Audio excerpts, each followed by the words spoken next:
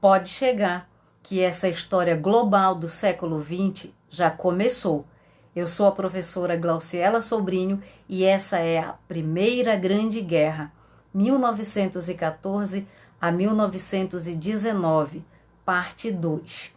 Guerra de trincheiras, guerra de movimento, esforço de guerra, mudança de rumos, armistício e os resultados da guerra, o pessimismo do pós-guerra e o balanço final. As potências da Tríplice Aliança tiveram de combater em duas frentes. Na ocidental, atacaram a França e na oriental, impediram o avanço da Rússia. A frente ocidental ficou conhecida como Guerra de Trincheiras. Fronte ocidental. Estamos nessas valas há 3 anos, sem comida, sem água, sem esperança. As trincheiras foram cavadas ao longo de aproximadamente 650 quilômetros. Elas formavam uma grande linha divisória de norte a sul do território europeu. Milhares de soldados ficavam meses atirando contra os inimigos, junto com ratazanas e cadáveres. À direita, o mapa da Guerra de Trincheiras. O terror da guerra e a quase insuportável vida nas trincheiras enlouquecia muitos soldados. Alguns feriam a si próprios para serem mandados de volta para casa. Os mais desesperados saíam das trincheiras para serem mortos pelo inimigo ou acabavam se suicidando. Para desespero dos soldados ingleses e franceses, o exército alemão passou a usar o lança-chamas e as armas químicas, como o gás mostarda, que provocavam gravíssimas queimaduras. Para ir mais fundo neste conteúdo, um link do YouTube logo abaixo. No fronte oriental, a Europa vivia as batalhas de um modo mais dinâmico. Os russos foram barrados pelas forças austríacas e alemãs.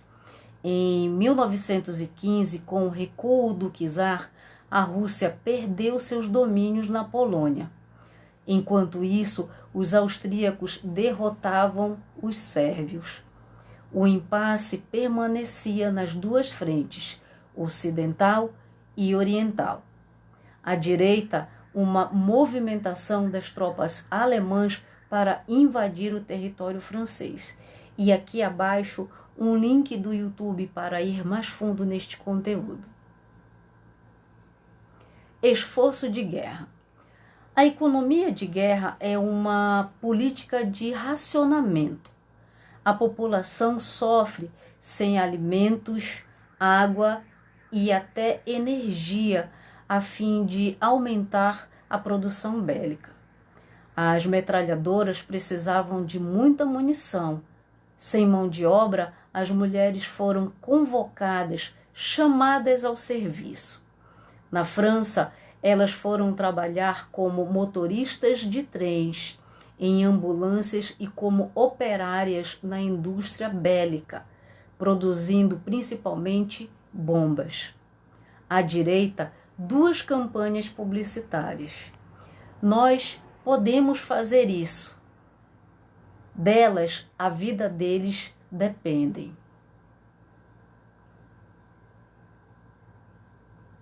Mudança de rumos, a entrada dos Estados Unidos na guerra. Em dezembro de 1917, depois da Revolução, o governo socialista russo se retirou da guerra, através da assinatura do Tratado Brest-Litovsk, em 3 de maio de 1917. Enquanto a Rússia saía, os Estados Unidos entravam. Os Estados Unidos da América se mantiveram neutros por 3 anos. Em abril de 1917, o país entrou no conflito. A fim de sufocar a Inglaterra, os alemães estabeleceram um bloqueio marítimo para impedir a entrada de suprimentos de guerra fornecidos pelos Estados Unidos. Como parte dessa estratégia, os alemães afundaram alguns navios mercantes norte-americanos.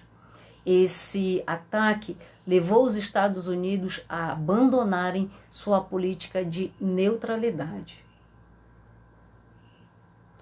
Armistício e os resultados da guerra. Bem, após 3 anos de guerra, as sociedades europeias e os soldados estavam exaustos. O bloqueio naval franco-inglês e a guerra submarina alemã levaram a fome aos países e suas populações. Em 1917, houve protestos nas cidades e motins entre os militares. O custo de vida disparou, os salários não aumentaram, os produtos e mercadorias simplesmente desapareceram das prateleiras. Em razão de toda essa situação, surgiram amplos movimentos pacifistas que pediam o fim da guerra.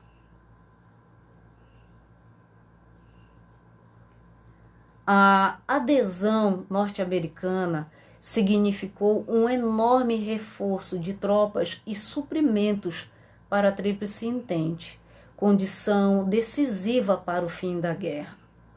No verão de 1918, ocorreu a última grande ofensiva alemã contra a França, resultando em fracasso.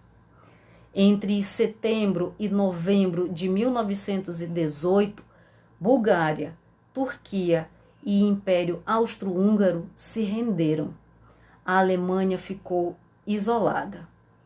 Sem saída, o general alemão Erich Ludendorff solicitou um armistício definitivo no dia 11 de novembro de 1918. Era o fim da Grande Guerra. No jornal brasileiro Correio da Manhã, a notícia foi: Amsterdã, 11 de novembro. O armistício foi assinado pelos delegados alemães às 6 horas da manhã de hoje. Vencidos, eles aceitaram todas as cláusulas.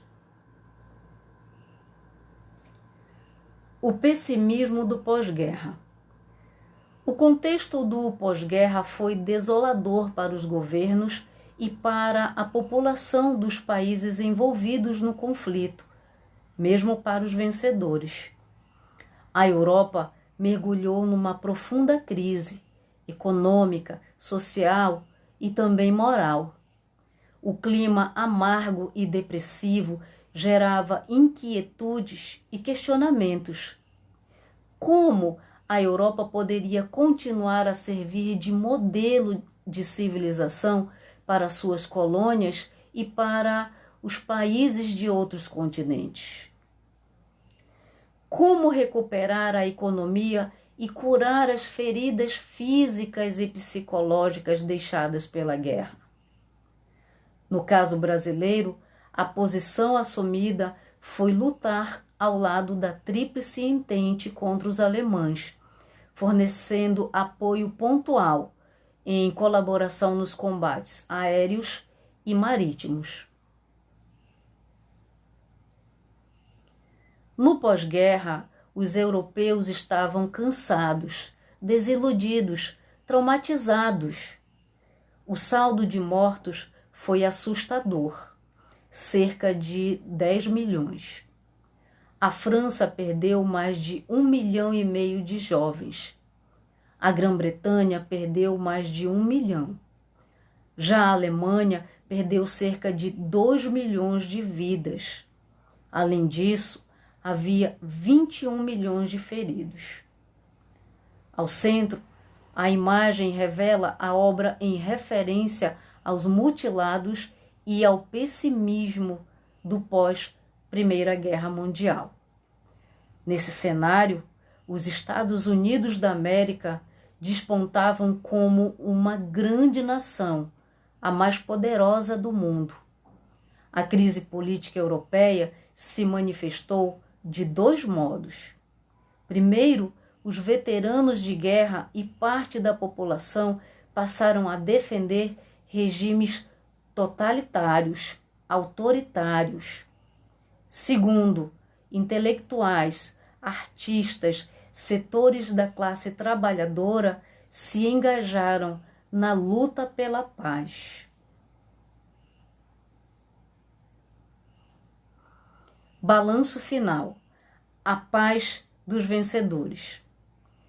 Terminada a guerra, os países vencedores se reuniram na Conferência de Paris em janeiro de 1919 para estabelecer as condições de paz. O encontro teve a participação de 32 países, incluindo o Brasil, mas a liderança coube a Estados Unidos, Grã-Bretanha e França. Nesta conferência foi criada a Liga das Nações, uma organização com o propósito de evitar novos conflitos. O balanço final teve 10 milhões de mortos. Os países europeus, sobretudo a Alemanha, arruinados.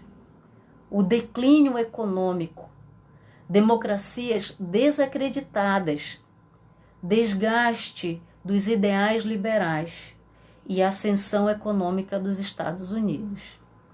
Também na Conferência de Paris foi assinado o Tratado de Versalhes, que sentenciou a Alemanha a ser considerada a principal responsável pela guerra.